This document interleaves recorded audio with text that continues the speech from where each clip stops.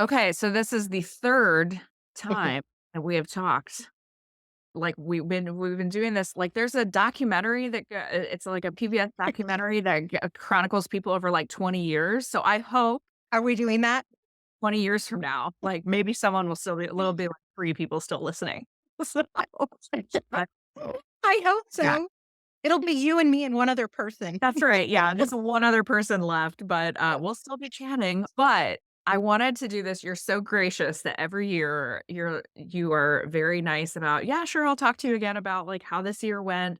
And I actually love that we have this chronicle of like baby organizer you and then 1 year old organizer you and now Mhm. you're a 2 year old organizer. So you're throwing some tantrums and you're Oh, learning how yeah. to do a lot of the things. So I'm so excited to be talking to you about how this last year went. Well, and I'm excited to be talking because that means I'm still in business. That's right. Yeah, which is great, and I definitely grew this year, so I'm excited to talk about it. Well, so last year when we talked, you had learned a billion things. Like I think Mhm. your year 0 versus your year 1, you learned a lot of things really, really quickly. How did you feel about year 1 through year 2? Did you feel like you were learning as fast or like how did it feel different to you? I think I was learning as fast. I think I was learning differently. I think I was a little more analytical about the things that I was taking in and digesting them and putting them within buckets in my brain and trying to figure out really what I was listening to, watching, being jealous of, being spiteful of, like all of those things. I really dug a little bit deeper internally this last year. And I think that's the biggest change in how I learned. Can you talk a little bit more about that? Because one of the things that we have talked before about is comparisonitis and all those things and looking Mhm. we're just assuming what other people are doing. Tell me a little bit about your growth. Right. Okay, number 1, I'm gonna turn back around to social media because that has been a learning curve for me, and it has somewhat evolved, and I think it has found its place in my life and in my business finally, which is something that I want to pass on to anybody getting into this business is how social media is going to be a part of your life. It doesn't have to be a part of it, as we've talked about, but for me, I have decided to let it be a part of my life and Yeah. my business life. And I use it for exactly that, socializing. I 100% still use it for socializing. I have it dialed in. I reach out to local people. I reach out to people, other organizers with throughout the country. I have made some great friends. I have a mini mastermind with a few other ladies. Love that. I will continue to use it that way. I support other businesses, whether they are selling flowers, baked goods, chiropractic care, whatever it might be. I am always reaching out, always making mention of them if I can, letting them know behind the scenes through a private message. Hey, I just saw your post. That was really cool. I just want you to know I see you, that sort of a thing. And that has the ROI on that, because that's free, Yes. has been massive. I would say 75% of my business is coming from that. People So coming sharing from me. referrals because Yes. you have I worked on that still really. absolutely. I still have 0 consistency in my social media. I've started to look at some of my stats because, on a side note, I did this random thing on Christmas Day sitting on the couch. Now, please keep in mind, again, and I've mentioned this every year, my middle daughter is in social media marketing, works for an agency in New York City, and 0 time for mom, 0 time. And that's fine. I've accepted it. I've moved on. Here we are. Christmas Day, I'm sitting there. We did this very obnoxious hat exchange as a family on Christmas Eve. There was like 22 of us. It was very vulgar. I actually lost some people, but that's fine. That's fine. It was on your social Um, media and it was I found it hysterical, but I know it it's was, maybe not yeah, for everybody. no, it wasn't for everybody, but we had so much fun doing it. So I just wanted to like put a little thing together and it went crazy viral. Yeah. It's still climbing. I think we're at like almost 3 million views. That's Anyway, insane. Oh my God. even the, owner of the hat company reached out and thanked me and said, "Next time you have an event, let me know. I'll supply the hats." It was That's so cool, hilarious. but it did nothing for my business, and so that's why I think it's really important for people to understand what is your objective within your social media. So, yes, I had a viral video, but did 0 for me. Right. Absolutely 0. All it does is blow my Instagram up all day long. Right. every 15 minutes.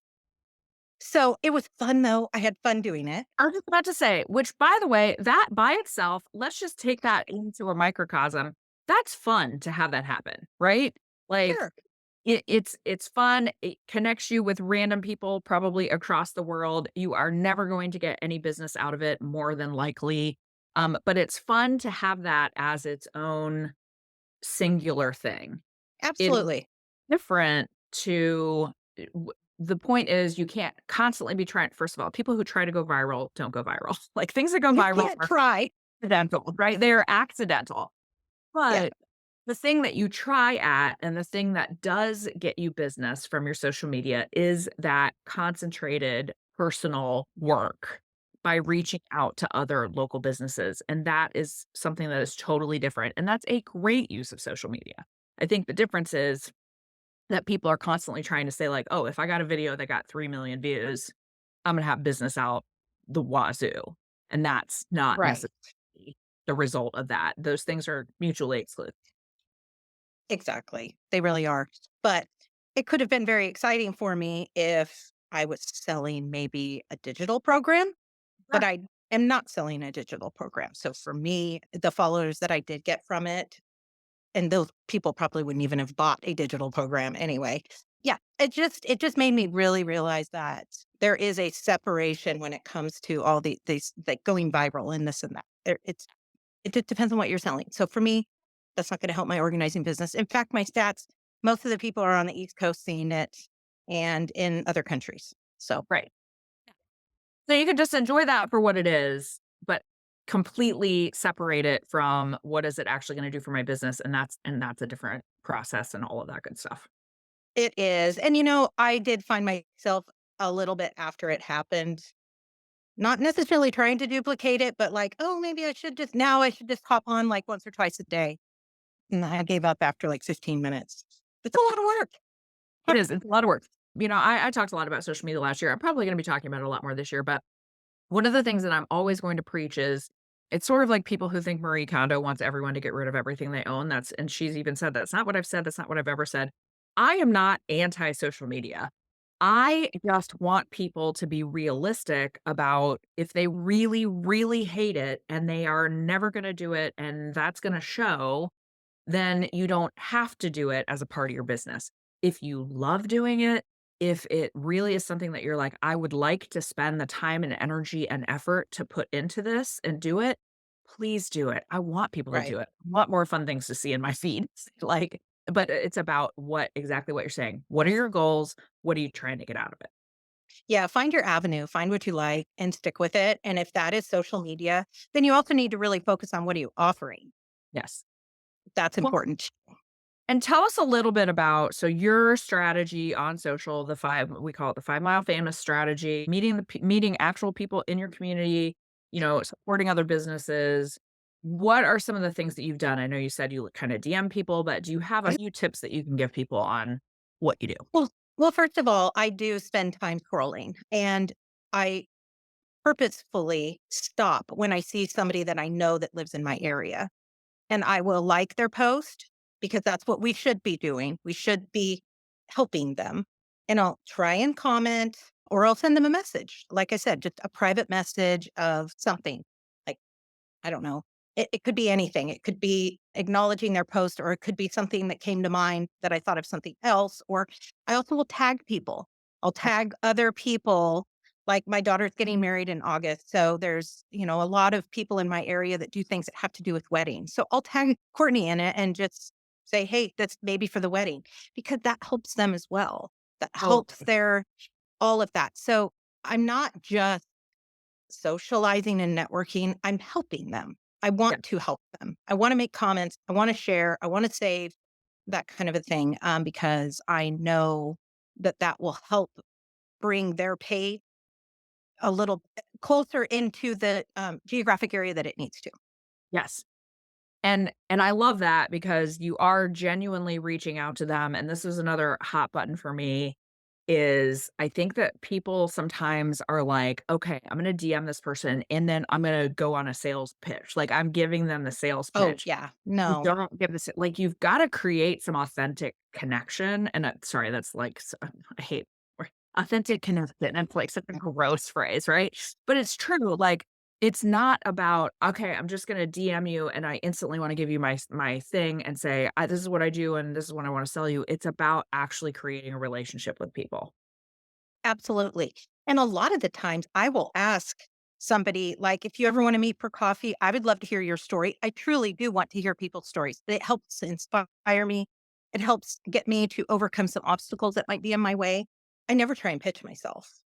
I don't ever pitch myself, ever. They might ask me questions and that's fine, but I really do try and keep it on a personal make it a personal relationship, and I do that authentically. I truly am not trying to snake my way in anywhere. I love now when I go places, I always see people I know, Yeah, always. which is Um, awesome. and people will stop me and ask me, or, "Oh, I saw your story the other day. That was so cool. Love what you did." That to me so that to me is what social media has done for me and how it is still gonna continue to be a part of my business. And at this point, I don't intend to grow it anymore or put any more effort into it. Yeah. Can you do a little bit so I think a little extension of what your social media strategy has been. Can you talk a little bit about networking? So one of the things that I did is I went back and you and I have worked together for a long time, and one of the things I did is I went back through all of our texts from the last year, and one of the things that really stood out to me was you had sent me a screenshot of someone asked for an organizer, and all of these people were like, "Kim, Rustic Home Organizing, Kim, Rustic Home Organizing." Like, you got recommended like 5 different times in one screenshot, and you said, "This is why I network." That was your text. So, Yes. tell me a little bit Eh, more about that.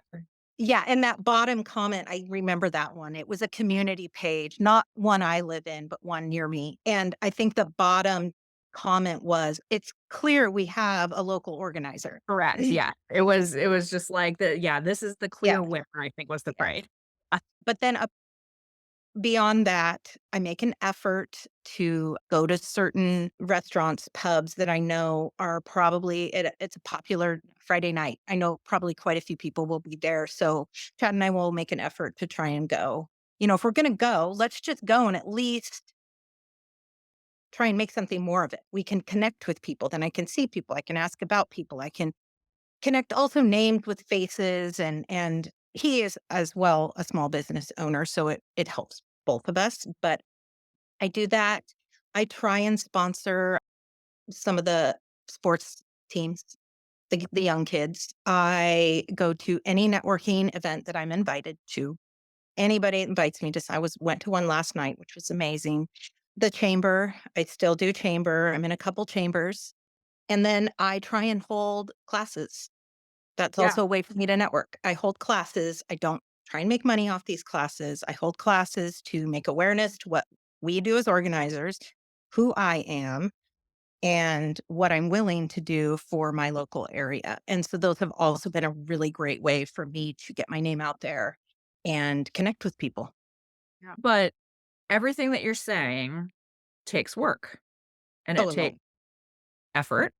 Mhm. And I know as I was joking last night, I had 2 different social events that I had to go to last night, and I was like, "This is 3 more social events than I usually do on a weeknight," right?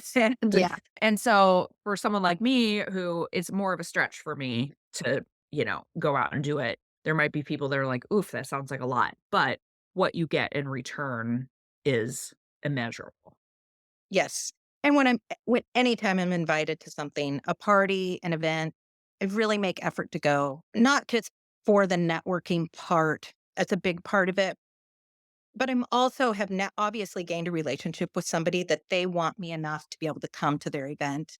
And I want to respect that and realize that that's all my hard work that got me that invitation.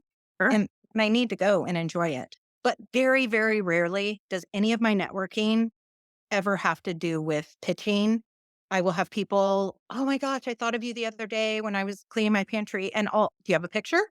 "I do. Let me "Oh, you'll look at it right now?" And we'll look at it, and I'll just throw a few things out. Uh, Never am I pitching or trying to get into somebody's house. It's just planting the seeds, Mhm. and Yeah, that is it, and that's all that needs to happen, and I think that we're constantly being sold now, constantly, and we're gonna always. talk about that in a little bit, but we are constantly being sold things on social media, in the world, on TV, on, wherever we are, we're being sold something, and so even when you're just watching a TV show, like, how many things are like, "Oh, we're gonna drive this Buick, whatever, whatever," like, it's constant.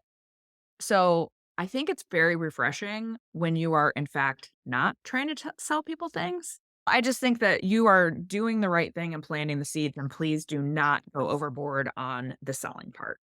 As someone who Oh, gets it yes. constantly and often very poorly. And, yes, we all get pitched, and you just have to be so careful. You could get pitched at the wrong moment, and Yes, you're $1,000 in, and you've got 0 ROI on it. or $10,000 in, That or too. I have not made that mistake yet, but I yes. can see how it's possible. I've come close. One of the things we talked about the last couple of years is confidence. So, the person that is sitting in front of me right now on this computer screen 2 years ago, I think your confidence was like a -4, right? And now you're like Probably. about talking to people, I'm doing presentations, I'm doing all of this. How did you build up to that? Sure. My confidence journey has definitely been that, a journey, and it was very low when I started, and it slowly built. That first year was a slow build, but I definitely gained a lot of momentum. And I think this year, actually, I went backwards a little bit. Second quarter, I actually had a moment of, I don't think I'm going to do this anymore. I need the consistent income. Started applying for jobs and got an interview and then just changed my mind. My family once again talked me off the ledge. And that was in May. And then by June, you and I've talked. I had June, July, August, September were my biggest months I didn't even know were possible. Right. So I had a little flip, but I would say that after that, June, I was flying pretty high, probably a little too high. Yeah. I think the adrenaline, I think everything just thought, oh, this can never slow down now. The phrase "you girl boss too close to the sun." Yeah. Love it like that. Yes, exactly. And so then I had in October, I was full. November, I was booked. And, I'm building a studio on my property and I put a bunch of money into it over the summer, thinking this was an endless supply coming in.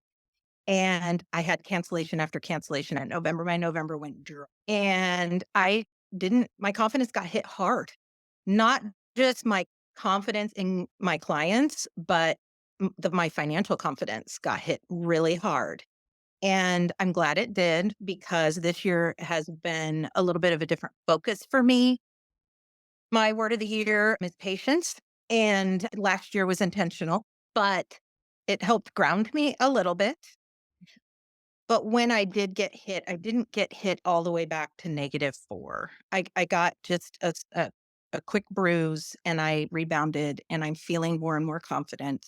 And I'm learning how to be confident even when the money and the clients aren't coming in. And I think that that is just something that's gonna evolve, and I would say to new people just starting to not expect too much from yourself, but that confidence always working on your confidence is definitely going to help your business 100%. I also think so as the word that I wrote down when I was going through the text was actually whiplash, and here's why. Because I think you had some times where, like you said in May, where you were like, "That's it, I quit." And then 2 weeks later, you're like, "I'm fully booked. I can't even talk to you this month." I mean, like, It that's real. still happens. I have the receipts, you guys. Like, I'm fully booked. I can't even talk to you. And then it was this hilarious progression of, I'm feeling really, really low. Wait a minute, I'm fully booked. Wait a minute, I just had my first $10,000 month. And then there was a month where you were way above $10,000. And then I was fully booked and now I'm not. There is some of that businesses peaks and valleys, and that is something that and that can be a real hit to confidence. So, I think the cool thing that I've seen with you is that you don't take the peaks and valleys as seriously personally.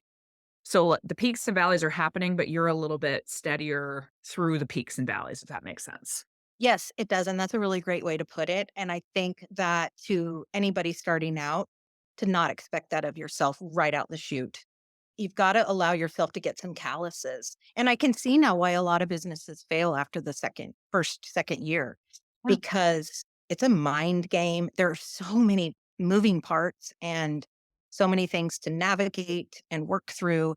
So, yes, my confidence is getting bolder because I am able to see each obstacle as a learning opportunity and for me to gain an even stronger foundation moving into the next year. What do you think that you will feel like this year? So we're in 2024. Do you feel like you're ever gonna get to a point where you're like, "I got it. I've nailed it." I'm always gonna be figuring things out. I would like to say I'll get it, like, it'll just work on its own, but it's evolves. It's gonna constantly have to evolve. And I'm gonna have to change things that I do and my approaches and the way I network might have to change. It's always going to take a pivot to keep the business going. It's not just going to autopilot ever. And What there's lots of programs out there that will tell you that you can autopilot your business for a lot of it's money, a and you will make lie. $100,000 a month, It's a and lie. I'm sorry, but for anybody to think that you only have to work 2 hours a week or 3 hours a week or half hour a day, it's not realistic. And you can force your way through. I mean, I do think that's a good point of there are definitely ways you can run your business where you say, I can really only devote 3 hours a day to it. Cool. Well, then here's the reality of what 3 hours a day looks like Mhm. versus here's the reality of 5 hours a day. Or there are organizers that due to schedules or due to kids can say, I can only take one client a week. That's all I can do. Then there have been people that have come to me before and said, "Well, I can only do 2 sessions a week, but I wanna make 6 figures a year." The math ain't mathin', right? Like, No. then you have to build a team or you have to do like, there are always if you have certain goals, then what it takes to achieve those, you're going to have to do some work differently, I think is and there are plenty of people in this business who have little kids, they just have to work differently. They might have to work after they go to bed or before they wake up or while they're Yep. napping, or it's just a different way to work. And if there are people making 100K a month working 3 hours a week, there's a backstory going on that I there's more to the big picture. So there's definitely some traps to be aware of. Yeah, And like I said, fortunately, I haven't fallen into any huge traps. I've fallen into some small ones, but and it's really important for me to stay on track when I do have a downer day. Yesterday, I had a downer day, and yeah. man, I kept thinking, oh, that one person that does marketing, I bet she could just fix all this for me. It's worth the $5,000. I'll just do it. Here's my experience. Everybody can take it or leave it. 'Cause I have been in very expensive programs, and I have been in very inexpensive programs and everything in between. And Jen, who's the founder of Pro Organizer Studio, would tell you the same thing. She's been in very, very, very expensive programs. I know people who have been in $25,000 programs and people who have been in $200 programs. This is a weird thing, but the more you pay for a program, often the less you get in return. The person that I know that was in a $25,000 program I just remember her saying, "I spent all this money and I got more out of doing Inspired Organizer for $997." And this was long before I was involved with Pro Organizer Studio. This is not a sales pitch, but some of those huge, huge, expensive big ticket programs, you think, "Oh, this is gonna solve all of my problems." And in fact, it solves they solve very few problems. That is true, and I know we've kind of segued into this maybe Yeah. prematurely, but Right. and this is you did not ask me to give a plug to Pro Organizer Studio, but what I will say about Pro Organizer Studio, when I found you, it was on YouTube. It was not on social media. It was on YouTube, and I watched video after video after video. I listened and I thought, okay, it wasn't off a pretty picture made on Canva Yeah. with a 5-second reel. It was video after video after video. It was emails to you asking questions, and it was a dollar amount, not monthly, not yearly. It was a dollar amount, and you're in, and you just have this ongoing community. And that, to me, is what buying a course online should be. I mean, that's my opinion, but I think there's just a lot to be aware of out there for a lot of promising and under delivering and overpricing, especially on the social media Instagram train. It's so, so, so easy now to have and I mean, we all fall in this trap. I'm a very cynical person because I know from the inside, like, what some of these programs are and what some of the Mhm. people are, and, like, I am a big proponent of, "By the way, if you're thinking about one of my programs, ask me a lot of questions and hammer me with questions about what are your credentials and what are you gonna teach me and what are you gonna give me, and make sure that I'm gonna deliver the thing that you need." But it is so, so simple for someone to just put a shingle out on Instagram and give you all sorts of things. The one thing that I see in my feed a lot are people that are trying to sell me on, like, "I made $1,000,000 last year selling courses, and I only worked 2 hours a day," sort of like what you're saying earlier, and I'm like, "Show me the receipts. I wanna see the tax return that says you made $1,000,000 last year." I could tell you I made $1,000,000 last year. That does not mean that it's true. Exactly.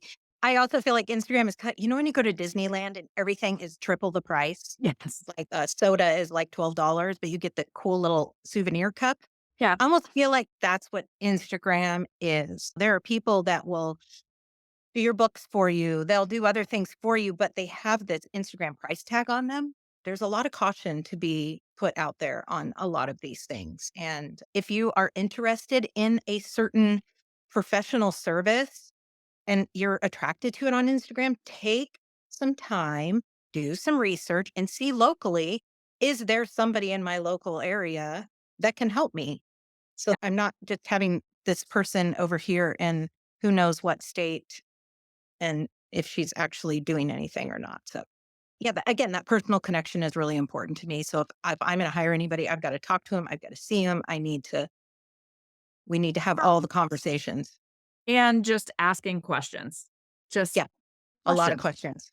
Make sure Hmm. that you know what you're getting, and that goes for anything. That goes for any service. I'm not just talking about coaching services, but I would like people that wanna hire me for organizing. I had a woman the other day who drilled me with questions, and what it was really funny too. I was actually laughing about this with my family. I'm sure they'd be thrilled that I was telling this story, but, one of the things she said is, "Well, I just need to know that you're, comfortable working with people who have anxiety." And I'm like, "Girl, I live with 3 people and a dog that have anxiety." Like, yeah, I'm comfortable. Yeah. Like, that's the easiest question I've ever had to answer, right? But she was asking question after question after question because she just needed to make sure that I was the person for her. And by the way, I wanted her to make sure I was the person for her. Hmm. So asking Hmm. her questions, especially if you're about to spend a lot of money, is, I think, incredibly important. Yeah. And another a piece to all of that is, and we even do it in our community. We talk about raise your prices, raise your Yes. prices. Yes, I agree that you need to figure out what your market is and price accordingly, but I also caution to not overprice. Do not overprice yourself, Totally and agree. price yourself don't put a price tag on yourself that you aren't ready for, because that will backfire.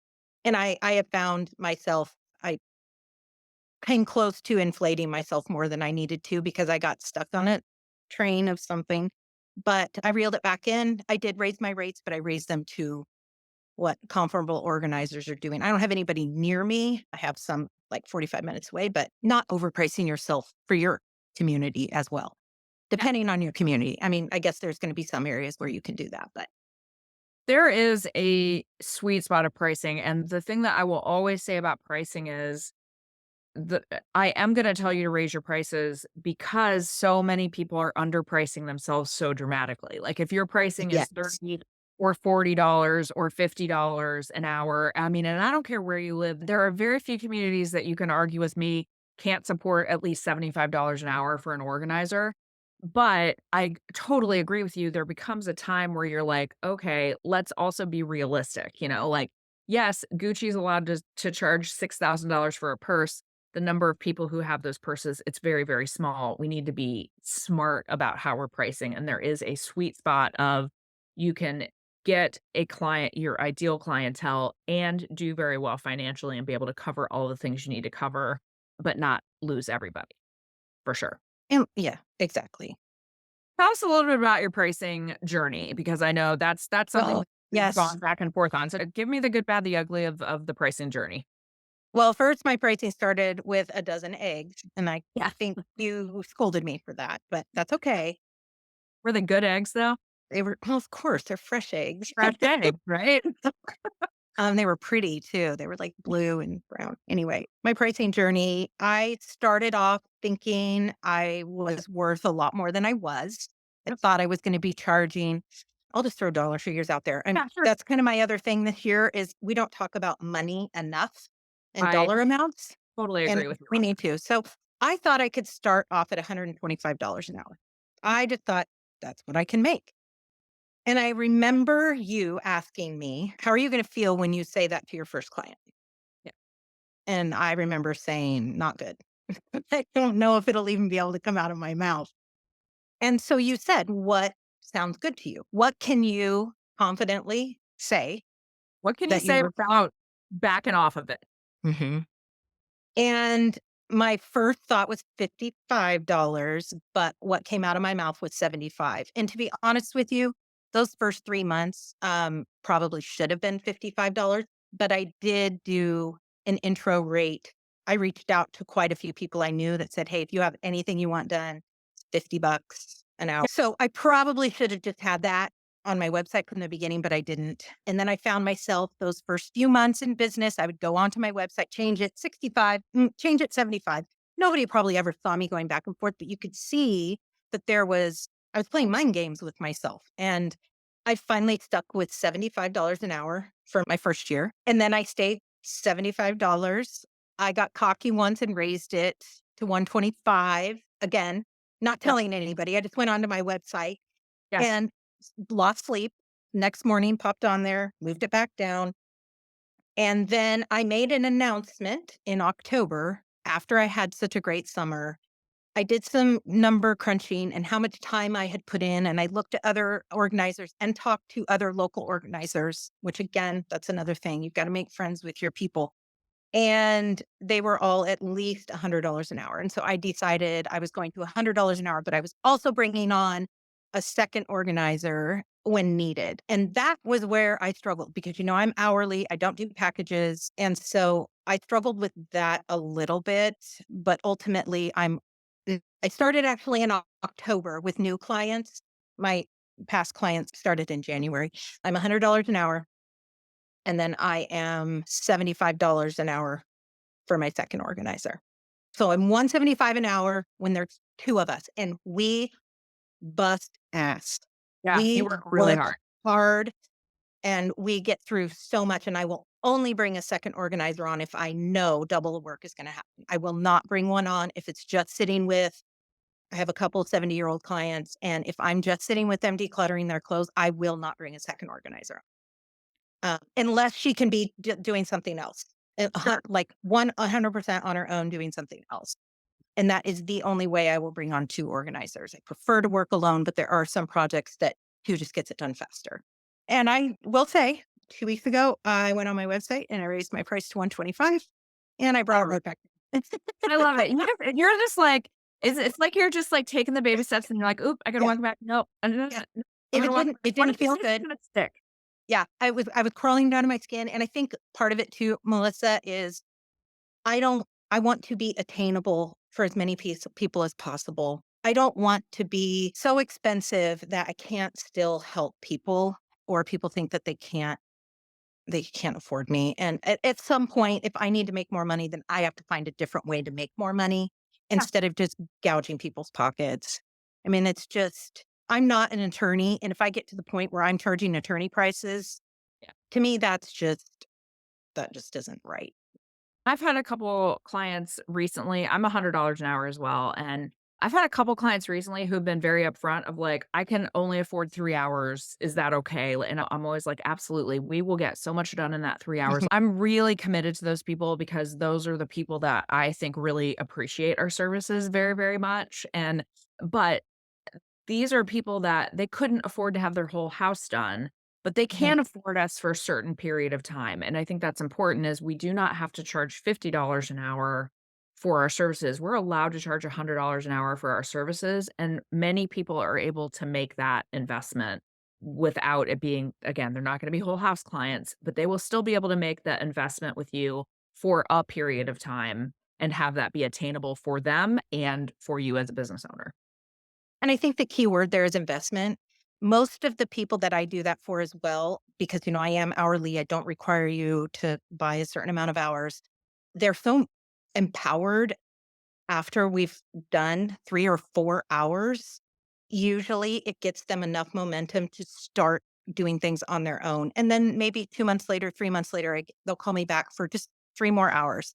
Yeah. And that is just really great to see people doing things on their own. And it's an important message that I really want to try and get across this year is to let people know that you don't have to have an organizer come in and it doesn't have to be start to finish. I mean, you could have an interior designer come into your house and just have you tweak your living room, and it's going to inspire you and it's going to give you this excitement to start working over in this corner over here on your own.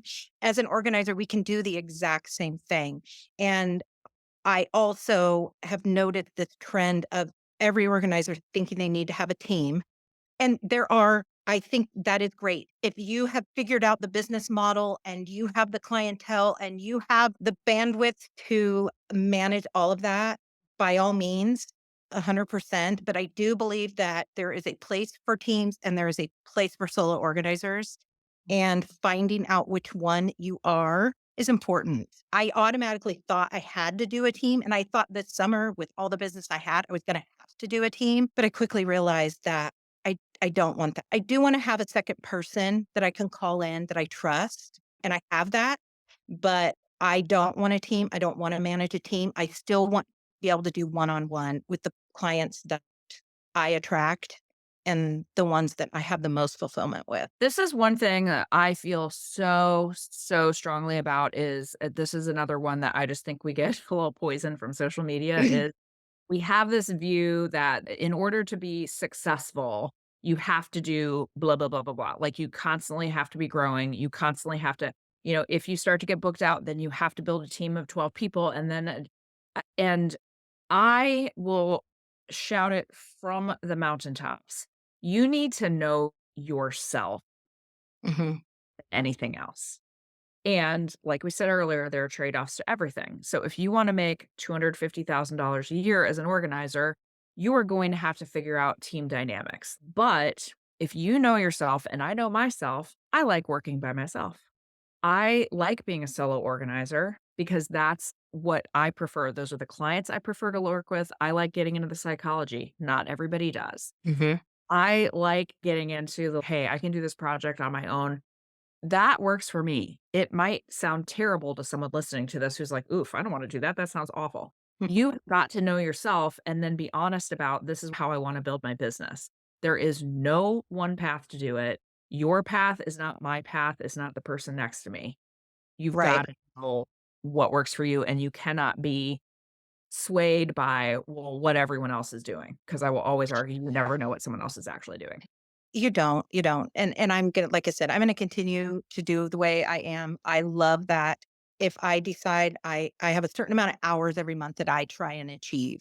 And if I wanna clump those into 2 weeks and take 2 weeks off, then I can. And I can change that whole thinking the next month. I can spread it all out. I can't do that if I have a team and I have other people that are relying on me. And I just have found that that's just way too important for me. And I just have I make my clients almost like my friends. I make it very personal. And like we just had all this ice and I'm working with, like I said, a couple older ladies and I call them, make sure do you need anything? Because we have vehicles that we can get around in. I can go to the store for you. I mean, of course, I'm not charging them, just Yeah, making sure that they're good. And they love that. And that yeah, we just yeah, I care for them. I really care for them. I care for my clients a lot. I really do. And the ones that I don't, they're not my clients. great. And I will also say that so you and I are similar in terms of how we approach some of a lot of things with our clients. You might be listening to this and going, "That sounds like the worst thing I've ever heard. I don't ever want to hear from my client after the time we're together. Mhm. Yeah. I I am not buying my client groceries. I am not like that is also totally fine." And you can also say, I'm going to charge $200 an hour because I only want to work in $3 million and up homes.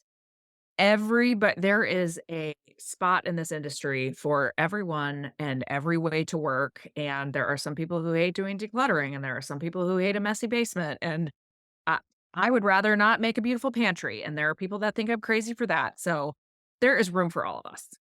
There really is, and I love that, and I really want all new organizers coming into this to know that. I also want them to take it seriously because it's a really empowering job, and it's important to take it seriously and give it the time, the attention, and the skill that it needs. This is not easy money. No, it doesn't take a lot to start this business, but it's really important to know the impact that this industry does have on people's lives and to make sure that we keep it that way. And it's just really important for me to make sure I get that point across. So anybody that ever reaches out to me that I talk to, that's one of the first things I tell them is to understand, just take away all the product and the print, just forget all that. Are you ready to walk into somebody's house, talk to them, sit with them on the floor in their dog hair?